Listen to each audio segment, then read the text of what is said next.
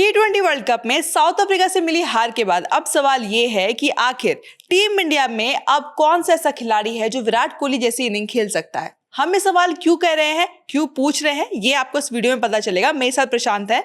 हमने देखा प्रशांत, south Africa के खिलाफ भारत को हार मिली। बात सिर्फ ये नहीं कि आपको हार मिली, बात यह है कि साउथ अफ्रीका ने आपको चारों खाने चित कर दिया। बात यह है कि उसने आपको दिखा दिया कि होंगे आप फेवरेट, कह रही होगी दुनिया आपको टॉप टीम, लेकिन अब हमारे सामने नहीं है टॉप टीम। और एक इतने बड़े अंतर से हराने के बाद टीम इंडिया का कहीं ना कहीं जो वो ओवर कॉन्फिडेंस, शायद से थोड़ा सा ओवर कॉन्फिडेंस उनमें आ गया था लगातार जीत हासिल करने के बाद, उसको तगड़ा झटका लगा है। लेकिन हम विराट कोहली की बात यहाँ क्यों कर रहे हैं? तो पहले आपने एक बात जो बोली ना कि रियलिटी चेक तो मिला है, ठीक है, और ऐसे जब रियलिटी चेक मिलते हैं तो हमको पुराने खिलाड़ी और पुराने मैच याद आते हैं और हम किस चीज की हमको जरूरत है वो जरूर समझ में आती है। हाँ, बिल्कुल सही बात है। तो जैसे ही या तो अगर अहमदाबाद का राउंड होता है तो हमको 2023 वर्ल्ड कप फाइनल याद आने लगता है, ठीक है, या विराट कोहली की वैसे मैचों में आपके 53 MSG टाइप मैच जो पाकिस्तान के खिलाफ मेलबर्न में खेले गए मैच, या आपका मैच फंस गया हो, 26 में 3-4 गिर गए हो, 50 में 5 गिर गए हो, तो विराट कोहली याद आता है कि हाँ, एक बंदा था जो खड़ा रहता था। तो विराट कोहली को लोग याद क्यों कर रहे हैं? ये रिकॉर्ड ऐसा कहते हैं, और जो कि है T20 वर्ल्ड कप में इंडियन टीम बिना विराट कोहली के कभी 160 या उससे ऊपर का रन चेज नहीं कर पाई है, कभी भी नहीं कर पाई है। I mean, विराट के बिना, ठीक है। और जब विराट रहे हैं हमने 3 बार चेज किया है, हाँ, और उन तीनों मैचों में विराट कोहली ने ही अच्छा परफॉर्म किया है। तो मैं आप तीनों मैच बता देता हूँ कौन कौन से हैं। 2014 के वर्ल्ड कप का मैच था साउथ अफ्रीका की टीम के खिलाफ।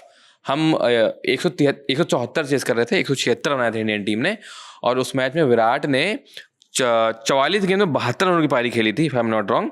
हाँ, 44 गेंदों में 72 की पारी खेली थी। और इन तीनों मैच जिन मैचों का जिक्र कर रहा हूँ मैं, इन तीनों मैचों में विराट कोहली नॉट आउट रहे थे। मतलब वो बंदा चेस करा के गया था आखिरी तक, आपके सारे जो भी जितना रन चेस करना था। इसके बाद 2016 का वर्ल्ड कप आता है, ऑस्ट्रेलिया के खिलाफ हम चेस कर रहे थे 161, आई थिंक, देख लेता हूँ मैं, हाँ 161 चेस कर रहे थे। हमने 19.1 ओवर में 162 रन बना दिए थे, और विराट कोहली ने इस मैच में 51 गेंद में 82 बनाए थे, नॉट आउट, ठीक है। और वही उसके बाद 2022 वाला मैच, 2022 वर्ल्ड कप मैच जो सबको याद है, ठीक है, उस मैच में विराट ने 53 गेंद में 82 रन बनाए थे, और इसमें भी नॉट आउट। और इन तीनों मैच में Virat Kohli player of the match थे। तो अब सबसे बड़ा सवाल ये है कि विराट कोहली को आप याद तो कर रहे हो, हाँ, लेकिन याद इसीलिए कर रहे हो क्योंकि आपके पास विराट जैसा एंकर करने वाला प्लेयर नहीं है। कोई प्रॉब्लम हमारे साथ प्रॉब्लम ये भी तो है ना कि शायद से हमारे जो हेड कोच साहब है उनको ये लगता है कि शायद से T20 में आपको एंकर रोल की जरूरत ही नहीं होती है, कि आप आइए हिट कीजिए, सारे ऑलराउंडर्स खिलाते हैं, सब कुछ करते हैं। लेकिन इस मैच के बाद कहीं ना कहीं वो जरूरत उभर के सामने आई है, वो कमजोरी टीम इंडिया के सामने आई है कि अगर आपके पास एक एंकर इनिंग खेलने वाला बैट्समैन नहीं है तो इसी तरीके से आपके कोलैप्स हो सकते हैं। आप देखिए ना, हाँ, बात बिल्कुल सही आपने बोली। आप देखिए USA के खिलाफ मैच फंसा हुआ था, सूर्य कुमार यादव खड़े होते हैं, वो बंदा एंकर खेल के जाता है ना, तो तभी जीतते हो आप। तो ग्रुप स्टेज में भी आपने पाकिस्तान वाला मैच अगर छोड़ दें तो कोई भी मैच कन्विंसिंगली जीता नहीं, ठीक है, कहीं ना कहीं आप फंसे थे। तो आपको ये मेक श्योर करना पड़ेगा कि जैसा सूर्य कुमार यादव ग्रुप स्टेज के बाद उन्होंने बोलना शुरू किया ये बात कि प्लेयर्स को समझना पड़ेगा कि सिचुएशन क्या डिमांड कर रही है, आप कंडीशंस के हिसाब से खेलिए। हाँ, भले स्टार स्पोर्ट्स कितना भी बोल ले कि 300 बन रहा है, ठीक है, तो प्लेयर्स को रियलिटी पता है कि क्या होना है, ठीक है। पहली बात तो वर्ल्ड कप न्यूट्रल पिचेस होती हैं, ठीक है, पाटा विकेट नहीं होते हैं वहाँ, ठीक है। और फिर टीम अपना टॉप गेम दिखाती है, प्लेयर्स अपना टॉप गेम दिखाते हैं, जैसा आज साउथ अफ्रीका ने दिखाया। और वहाँ पे आपको स्किल्स का एप्लीकेशन करना होगा। वहाँ पे ये नहीं हो सकता कि अभिषेक शर्मा आएंगे और मारते रहेंगे, ईशान किशन आएंगे और मारते रहेंगे और रन बन जाएंगे।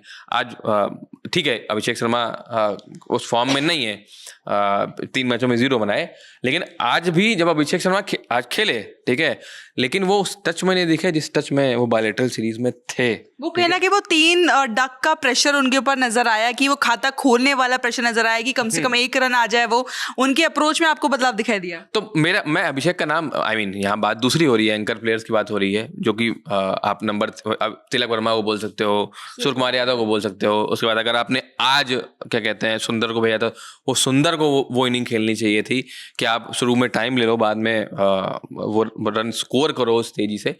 तो अभिषेक शर्मा का तो नाम मैंने ऐसे ले लिया क्योंकि वो एप्लीकेशन शिवम दुबे इस लिस्ट में आपको नजर आता है उनका नाम? बिल्कुल है। अगर आप मिडिल ऑर्डर को जोड़ोगे तो मिडिल ऑर्डर का कोई भी प्लेयर आप उठाओगे ना। क्योंकि मुझे लगता है कि थोड़ा बहुत ही सही है अगर कोई ऐसा खिलाड़ी है जिसने लगातार कंसिस्टेंटली एक पारी बिल्ड करने की कोशिश की है, एक पार्टनरशिप बिल्ड करने की कोशिश की है, या कोशिश की है कि मैच शायद आखिर तक जाए, उसमें शिवम दुबे का नाम सबसे ऊपर आता है, जिसके बारे में शायद चर्चा बहुत कम होती है।